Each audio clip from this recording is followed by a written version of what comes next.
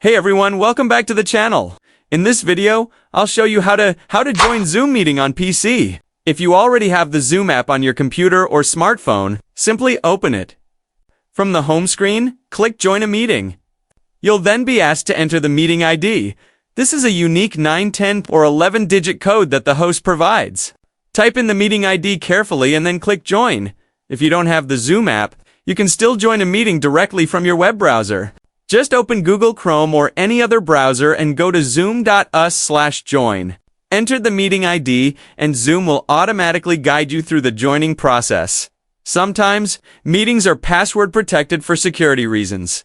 If that's the case, Zoom will prompt you to enter the meeting password before you can join. Once you're in, you can choose whether to turn your camera on or off. And you can also mute or unmute your microphone depending on whether you're speaking. When you're inside the meeting, you'll see a variety of useful tools like Chat, where you can send messages to the host or other participants, and Reactions, where you can raise your hand or show a thumbs up emoji during the session. You can also click Leave Meeting at any time once you're done, and that's it.